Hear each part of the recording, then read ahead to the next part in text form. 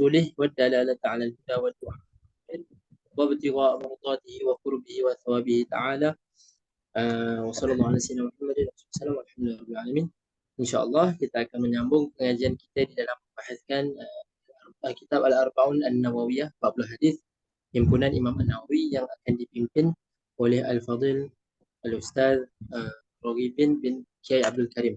Tanpa kita melengahkan masa, kita menyambut Al-Fadil Ustaz untuk berkongsi dan memulakan syarahan beliau.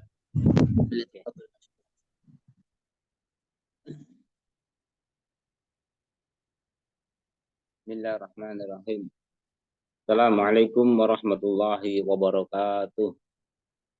Bismillahirrahmanirrahim. Alhamdulillahirabbil alamin wassalatu wassalamu ala sayyidil anbiya wal mursalin sayyidina Maulana Muhammadin wa ala alihi wa sahbihi ajma'in. Amma ba'd. Alhamdulillah, pada malam ini kita jumpa kembali. Semoga senantiasa kita mendapatkan taufik dan ridha dari Allah Subhanahu wa taala untuk selalu bisa menjalankan kebaikan, khususnya bisa terus belajar mempelajari hadis-hadis baginda Nabi kita Muhammad SAW.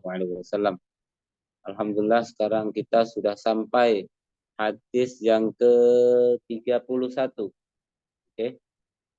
Oke. Mari bersama-sama baca hadisnya, lihat teksnya, ya, tabarukan apa yang pernah disabdakan oleh Rasulullah SAW. Bismillahirrahmanirrahim.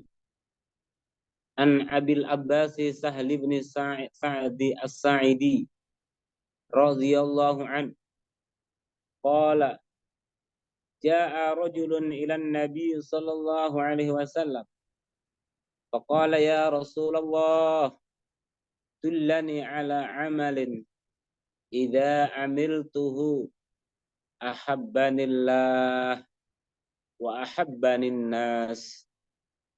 Faqala izhad fid dunya yuhibbukallah wazhad fima 'indan nas yuhibbukan nas.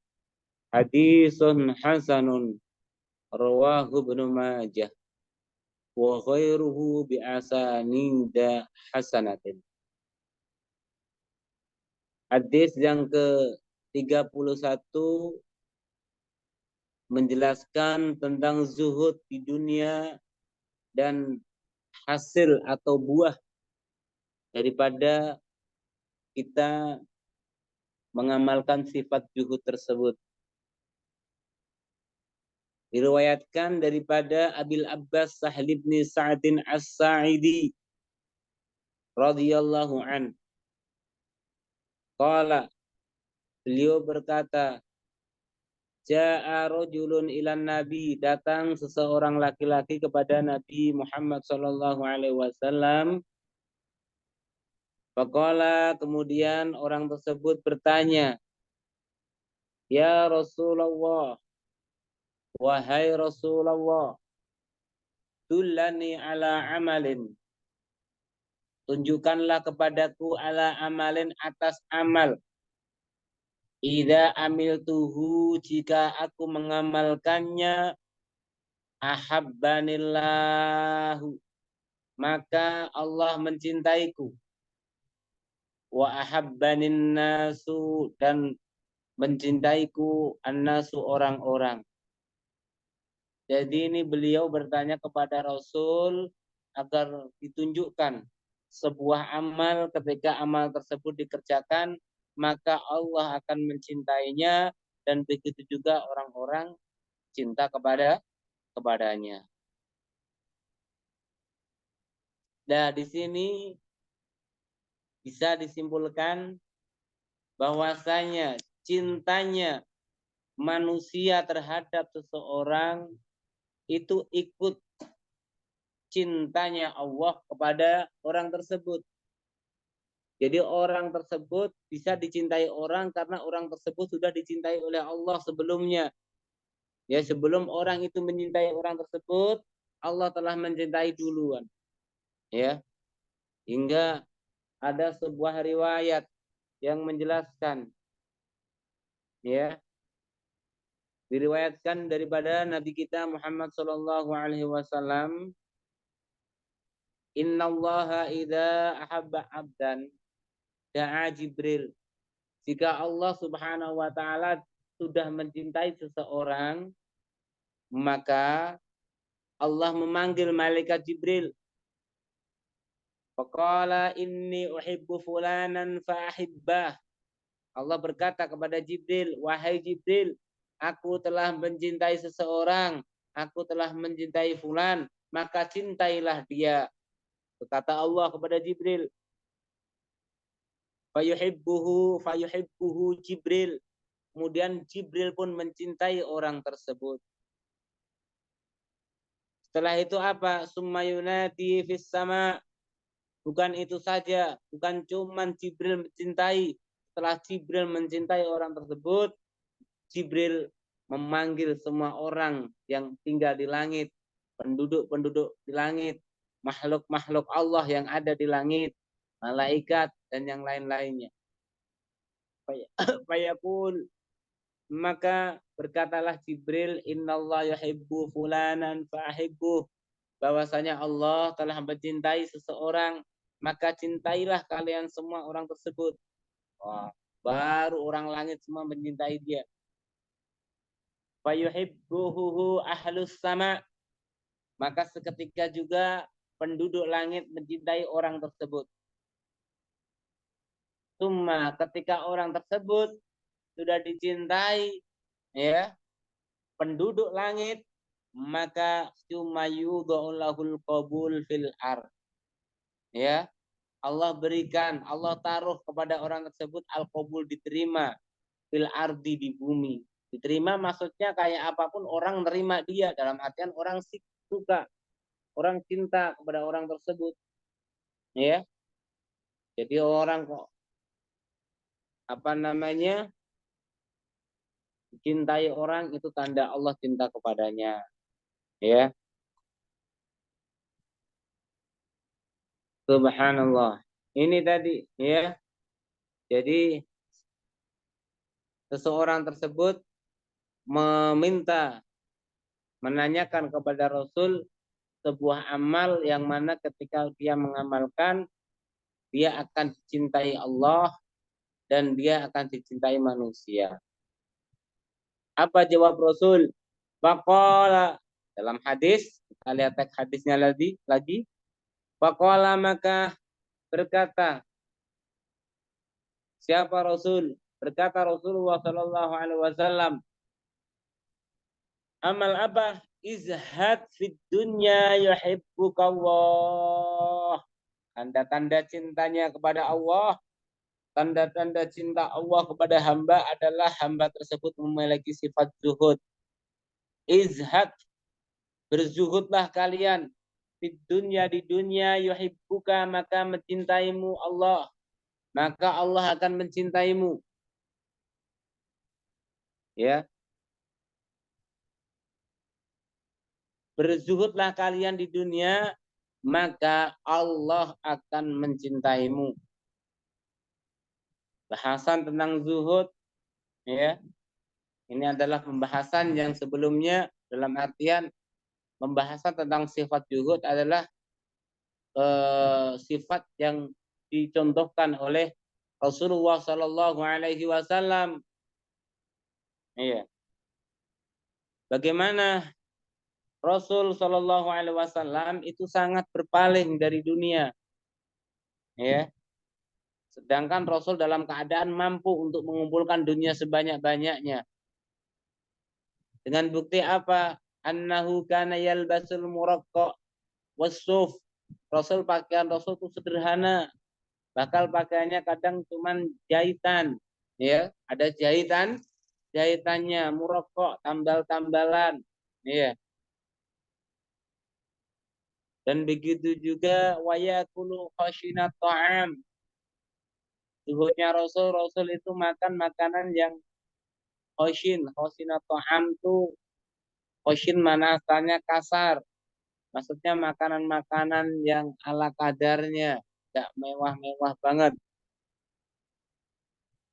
Wa yajlisu 'alal ardi bila ha'il. Rasul juga duduk di bumi tanpa ada permadani yang sebagai tikarnya, sebagai alasnya. Ini kanjeng Rasul. Ini Nabi Muhammad Shallallahu Alaihi Wasallam. Ya, ketika Rasul demikian, Rasul pun bangga. Apa yang dikatakan Rasul? Innama ana akulu kama ya'kulul abad wa ajlisu kama yajlisul abdu. Bahwasanya saya ini makan seperti halnya budak-budak hamba sahaya makan, dan aku duduk seperti halnya budak-budak duduk. Tahu sendiri yang namanya budak, dia punya milik apa? Tidak memiliki apa-apa. Semuanya milik tuannya, milik sayyidnya. Dan disitulah sifat Rasul sebagai pemimpin. Beliau tidak menunjukkan keglamoran, kemewahan, akan tetapi beliau masuk di semua kalangan. Bahkan paling suka beliau itu berkumpul kepada orang-orang fakir miskin. Bukan itu saja, bahkan Rasul ya selama 2 bulan tidak pernah di rumahnya itu ada lampu, bahkan kompor, dapur, api nggak menyala. 2 bulan, 2 bulan, santri nggak makan sehari demo, ya. Tuh teriak-teriak, ketawa, ya, makan telat demo, itu santri, ya. Katanya mau nyontoh meniru Rasulullah Shallallahu Alaihi Wasallam. Kalau ada ya dimakan, kalau nggak ada jangan nyari-nyari yang bisa dimakan. Ya, kertas-kertas dimakan sama santri itu, dibakar, makan, direbus. Iya. Jadi bayangin 2 bulan seorang pemimpin dunia, orang yang paling dicintai Allah di dunia ini, 2 bulan lampu ada padam, tak ada minyaknya. Ya, zaman dulu pakai minyak.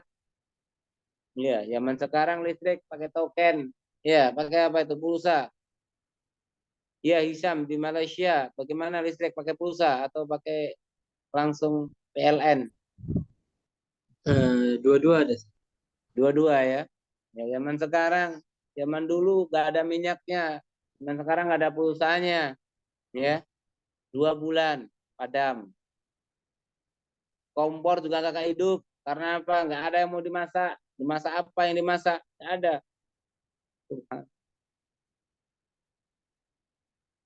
Terus apa konsumsi Rasul yang dimakan? Innama kana ta'amum at-tamr wal ma. At-tamr wal ma. Makannya cuma pakai kurma sama air. Jadi selama 2 bulan Rasul hanya makan kurma sama air. Ya Allah. Ini wa kana yabitu layalil mutatabi'ah tawiyan wa ahluhu la yajiduna 'asha'an. Rasul bermalam beberapa hari bermalam-malam. Al-layalil mutatabi'ah, itu bermalam-malam, ya. Tawiyan huwa wa ahluh. Dia lapar, keluarganya lapar, tidak mendapatkan, tidak ada yang di rumah untuk dibuat makan malam, asya. Ini suri tauladan benar-benar, ya. Uswatun hasanah, ya, tidak memimpin bukan untuk mementingkan pribadi, memimpin bukan untuk memperkaya diri, tapi benar-benar memimpin sebagai amanah, ya, sebagai amanah dari Allah untuk apa? Untuk membimbing manusia ke jalan yang benar, untuk menanamkan rasa keadilan di muka bumi. Makanya Rasul mau dikritik, kritik apanya? Nggak bisa, nggak ada yang bisa dikritik buat Rasul. Ya, yang buat pujian banyak. Rasul hanya berhak dipuji. Ya, Rasulullah hanya berhak dipuji. Karena Rasul ditawarkan gunung jadi emas, enggak mau Rasul. Iya. Tolak sama Rasul. Makanya suatu ketika Sayyidina Umar bin Khattab masuk atau dalam rumah daripada baginda Nabi kita Muhammad Shallallahu Alaihi Wasallam, beliau sedang berbaring di atas tikar, tikar. Sayyidina Umar masuk, beliau pun bangun. Apa yang terjadi? Bekas tikarnya ini masih ada nih, garis-garis di tubuh Rasulullah. Saking kasarnya tikarnya Rasulullah Shallallahu Alaihi Wasallam. Iya, sekarang empuk banget semuanya itu ya. Jadi sekarang apa namanya? Sudah dunia udah dibuka oleh Allah Subhanahu wa taala. Iya, serba mewah. Jadi al-hasir alladzi taja'a alaihi ar-rasul sallallahu alaihi wasallam itu dari bekas-bekas daun-daun kurma, ya, yang kasar, yang masih keras. Hingga Rasul bangun, ada bekas-bekas kayak daun itu, kayak libi itu di badannya. Ya.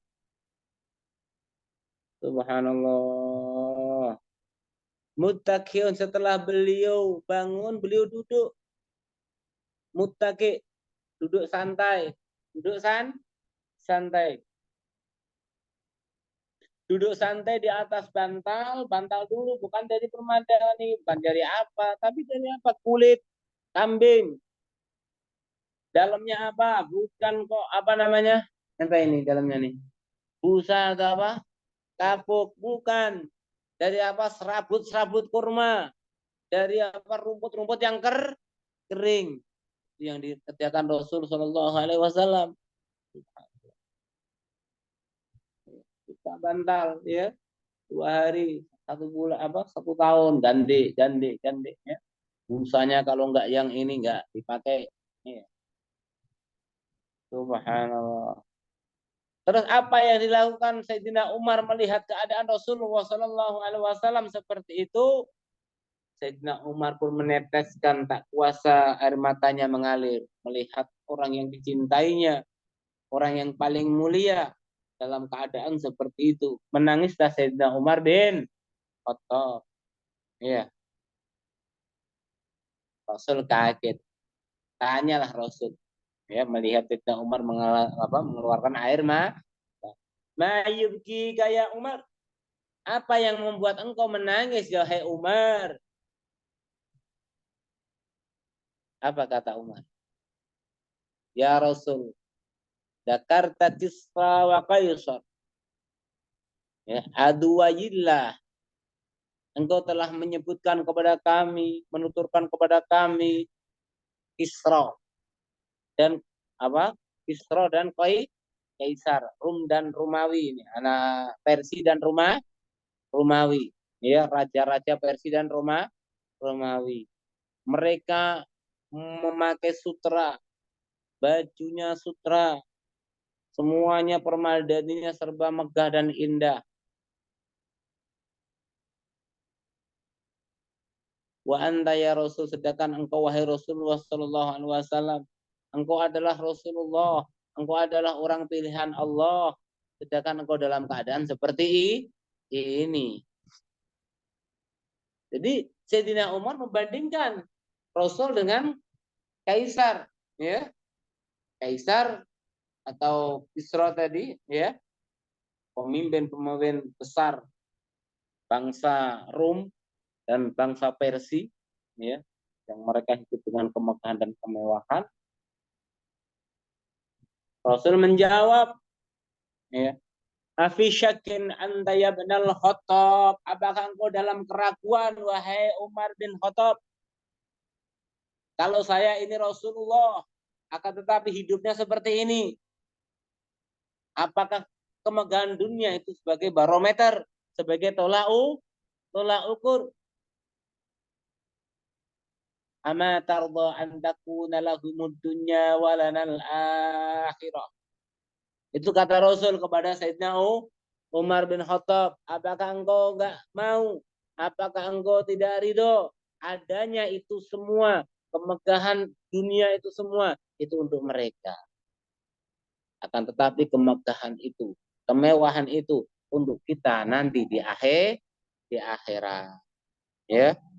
Jadi Rasul menunjukkan kemewahan-kemewahan tersebut itu mereka dapatkan di dunia ini, akan tetapi orang yang mukmin itu dijamin Allah, ya, kalau dia mendapatkan surganya Allah, dia akan mendapatkan kemewahan yang lebih dari apa yang orang-orang di dunia ini berfoya-foya.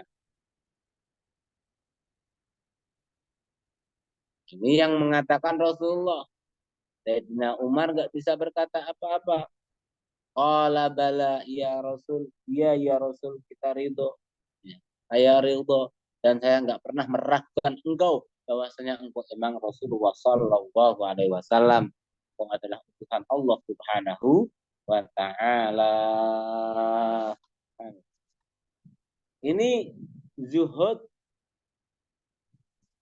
di dunia, termasuk bentuk daripada zuhud di dunia. Subhanallah. Ini banyak, sebenarnya di Syifa juga banyak, ada kitab Asyifa. Ini beliau nukil dari kitab Syifa, ya. Kalau Rasul andekan pengen dunia, semua gunung di Mekah jadi emas sama Allah. Ya, Jibril nawarin, kau pengen dunia ya Muhammad, ya. Kalau pengen dunia tuh gunung tuh jadi emas semua. Ini kan emas, gunung jadi emas. Ngalahin Romawi sama raja apa? Persia sama raja Romawi. Iya, kalau Rasul pengen kayak gitu, sepatu jadi emas, semua jadi emas, batu jadi emas, ya. Teman itu dunia, ya. Rasul tidak menghendak. Kata Rasul, uridu an aju ayauman wa asbiro wa asbiru wa ashba'u yauman fa ashkuru. Aku kepingin, ya, kata Rasul. Aku kepingin sehari kadang lapar, ya, biar aku bisa merasakan kesabaran, ya, melatih sabar. Tiap hari ketika sehari tidak mendapatkan makanan, maka mengeluarkan perisai sabar. Ya, sabarnya dikeluar. Sehari lagi ada makanan hingga aku bisa bersyukur kepada Allah. Tuh, berarti Rasulullah mempraktekkan bagaimana orang menjadi orang bersabar, bagaimana orang menjadi orang bersyukur. Ini contoh, ya, pemimpin, ya, an-namudzaj al-misaliyah kata Rasul, ya. Namudzaj misalnya teladan. Ya, sebuah teladan.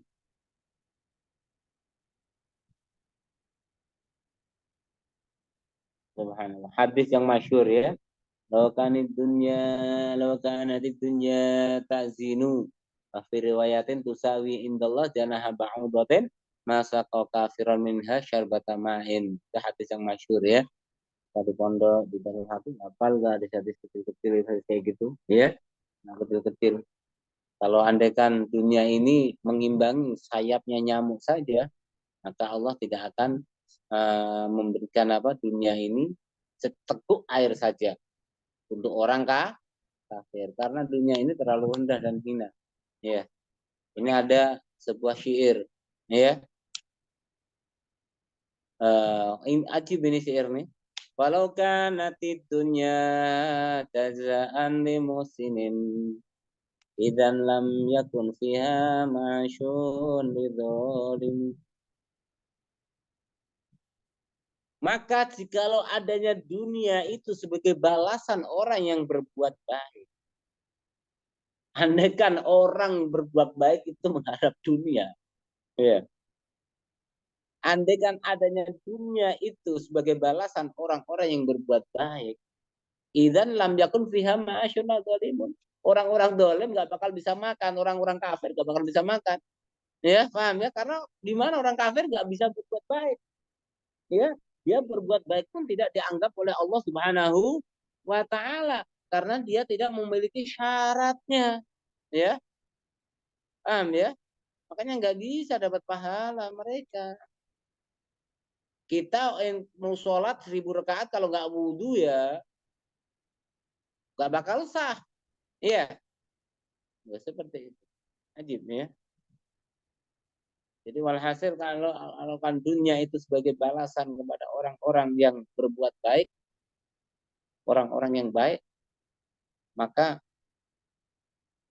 di dalam dunia ini tidak ada kehidupan bagi orang-orang yang zalim. Orang-orang zalim, iya, orang nakal, orang jahat, orang curang, orang ini, iya, tidak bakal dapat hidup mereka. Iya. Laqad jaa'a fihal anbiya'u karamatan. Telah mengalami rasa kelaparan, lapar. Nabi-nabi pun mengalami lapar, ya, karamatan sebagai sebuah karomah kemuliaan. Ya. Waqad syabihat fiha butunul bahaim. Laqad syabihat fiha butunul bahaim. Dan di dunia ini yang kita lihat apa? Justru hewan-hewan itu pada gemuk-gemuk. Ya, paham ya? Hewan nggak pintar, ngamal baik juga kagak, tapi gemuk-gemuk. Apalagi hewannya di kandang, tinggal diem makanan datang pagi siang malam, nggak pernah ini ya, hewan yang diternak makanan datang. Subhanallah. Ini tadi adalah sebagian kecil daripada zuhud. Sekarang apa yang bisa mendorong orang itu bisa bersifat zuhud di dunia? Ada sesuatu yang bisa mendorong orang motivasi, memberikan motivasi seseorang agar tersebut orang bisa hidup zuhud di dunia. Ya. Yang pertama, bahwasanya dia selalu dalam hatinya selalu menghadirkan bahwasanya kelezatan dunia, keenakan dunia itu syahilatun lil qulub anillah, bisa melalaikan hati dari Allah Subhanahu wa taala. Yang pertama. Yang kedua, bahwasanya dunia itu bisa menyebabkan orang tersebut lama besok di padang mahsyar untuk dihisab. Jadi selalu diperhatikan, wah, makin ini semakin banyak hisabnya. Ya. Yang selanjutnya, hina dan capek dalam menghasilkan dunia tersebut. Dan kita juga berteman dengan orang-orang yang arodil, hina-hina, orang-orang yang enggak mulia untuk mendapatkan dunia tersebut. Itu faktor di antara orang biar bisa berjuhud di dunia. Selanjutnya juga sur'atu hubuniha, kasratu hubuniha, banyak sekali tipu dayanya, tipuannya banyak. Ya. Subhanallah. Makanya ya itulah ya, akan tetapi zaman sekarang pun ya kita zuhud itu, ada yang mengatakan zuhud itu, ulama zuhud itu di akhirat, ya. Zuhud itu di hati, ya. Boleh kita berkelimbangan harta dunia, tidak masalah. Yang penting hati kita tetap bersama Allah Subhanahu wa taala. Itu sebagai nikmat dari Allah. Di saat orang ada yang membutuhkan, di saat ada jalan kebaikan, dia pun tidak sayang untuk menginfakkan hartanya ke jalan kebaikan. Sayyidina Utsman bin Affan sebagai contoh. Iya, Sayyidina Utsman bin Affan, Sayyidina Abdurrahman bin Auf. Iya, Abdurrahman bin Auf. Itu juga sebagai contoh sahabat-sahabat yang Allah bukakan pintu dunia kepadanya, ya. Akan tetapi mereka menginfakkan bagian hartanya di jalan Allah ketika ada panggilan-panggilan, ya, ada panggilan-panggilan berinfak jalan Allah, ya, membangun masjid, pesantren, jalan-jalan kebaikan, amal sosial, ya. Karena Sayyidina Utsman ketika perang Tabuk, beliau apa? beliau menyiapkan 1000 onta, 70 kuda. Itu cuma-cuma. Sayyidina Umar menghibahkan, Sayyidina Utsman bin Affan menghibahkan berapa? 1000 onta dan 70 kuda. Dan beliau bukan cuma itu, masih bawa uang 1 koper, beberapa koper di hadapan Rasulullah buat bekal sahabat perang. Karena perjalanan jauh, Tabuk. Iya. Dan beliau membawa 10.000 dinar dan langsung diserahkan di hadapan Rasulullah Shallallahu Alaihi Wasallam. Apa ketika Rasul melihat, Rasul dilihat sama Rasul, ya apa ini, ya semoga Allah mengampuni engkau wahai Utsman, ma'asrarta ma'alanta, dosa-dosa yang engkau sembunyikan dan dosa-dosa yang engkau kerjakan dengan terang-terangan. Ya, itu dapat doa daripada Rasul Shallallahu Alaihi Wasallam.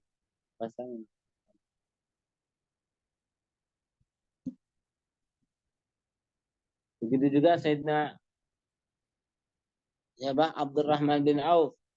Ya. Wah, subhanallah, beliau ini banyak sekali ya hartanya. Tapi semua diberikan di jalan Allah Subhanahu wa taala. Ya. Ya, mana tadi?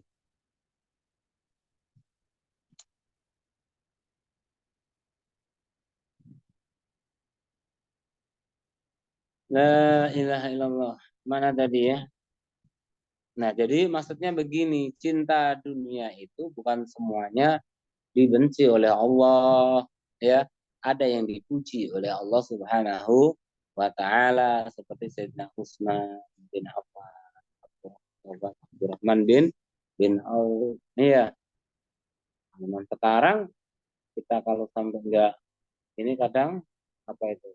Kadal fakru ayyakuna kufron. Kadang kekafiran, kadang kemiskinan, kemelaratan malah menjadikan orang tersebut menjadi kafir. Naudzubillah. Makanya kita ya jangan pelarat-pelarat banget, jangan miskin-miskin banget. Kalau bisa, kalau mampu, iya. Karena cobaan di zaman akhir itu berat. Cobaan di zaman akhir itu berat. Iya. Yang penting jangan sampai dunia itu melalaikan kita pada Allah Subhanahu wa taala. Kalau emang sangat Allah bukakan pintu dunia kepada kita, ya kita terima, ya terima. Zaman sekarang ya, tujuannya untuk izzul Islam wal muslimin, itu yang penting ya. Wabtahi fima ataqallahu daral akhirah, itu yang pokok ya. Wabtahi, ya ada sebuah ayat, wabtahi fima ataqallahu daral akhirah, carilah ya fima ataqallah, dalam rezeki-rezeki yang telah Allah berikan kepadamu, apa? Darul akhirah, itu akhirat ya. Jadi apapun yang kita miliki, waktu dan yang lain-lainnya, semuanya sebelum apa-apa ingat akhirat. Ada enggak manfaat untuk akhirat? Apakah akan menjadi madarat, membahayakan kepada diri kita, apa akan malah memuliakan kita? Jadi setiap apa-apa ingat kita kepada Allah Subhanahu wa taala. Mau apa saja, ya. Kita ingat Allah. Allah meridhoi hal tersebut apa tidak? Ya. Itu wabtahi fima ataqallahu daral.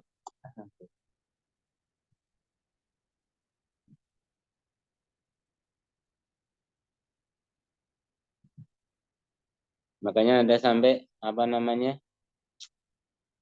Perkataan yang mengatakan kita dari dunia juga nggak hina, nggak madmum, nggak dibenci, ya. Ada sebuah perkataan, bahkan ini riwayat dari siapa ini?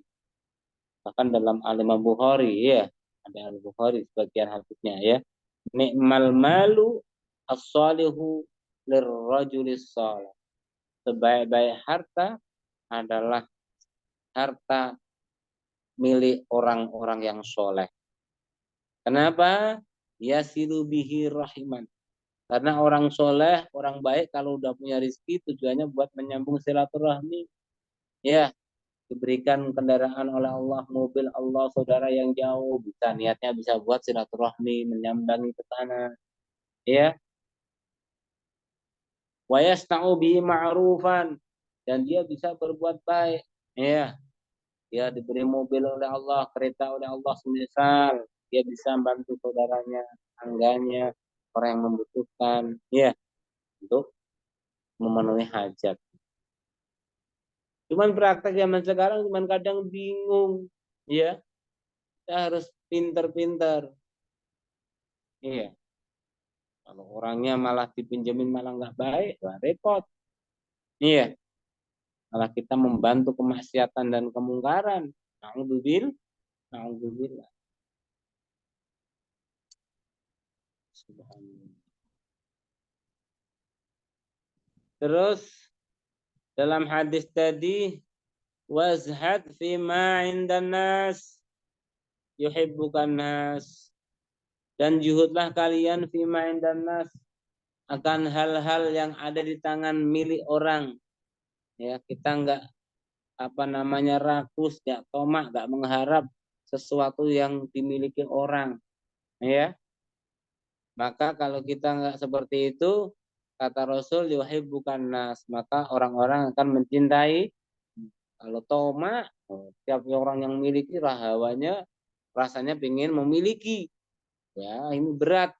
Ya, bukan juhud namanya. Wazhad fima indan nas. Ya, ini apa? A'rid amma fi aidihim minad dunya. Berpalinglah engkau, janganlah engkau toleh apa-apa yang orang miliki dari sebuah dunia, ya.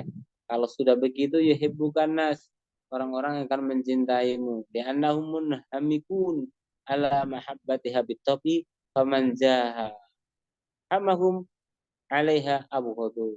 Ya. Kenapa sampai mereka mencintai kau?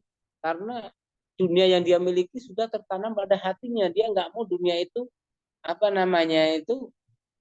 berkurang.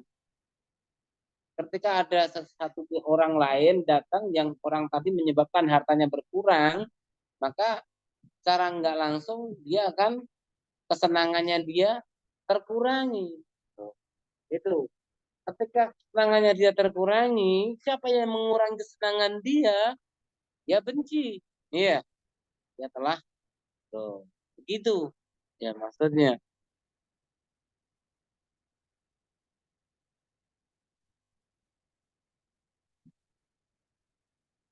La ilaha illallah. Ini tadi ya maksud daripada apa namanya eh, daripada sabda Nabi kita Muhammad Shallallahu Alaihi Wasallam. Jadi tabiatnya manusia itu, karakter manusia itu mencintai dunia, ya. Makanya siapa yang ingin orang itu dicintai orang, maka jangan pernah dia mengharap sesuatu yang dimiliki seseorang, ya. Kita sampaikan kembali. Kenapa? Karena sesuatu tersebut sudah menjadi kebanggaan hatinya, menjadi tabiatnya, ya.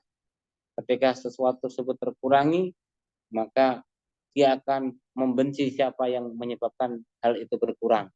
Ya,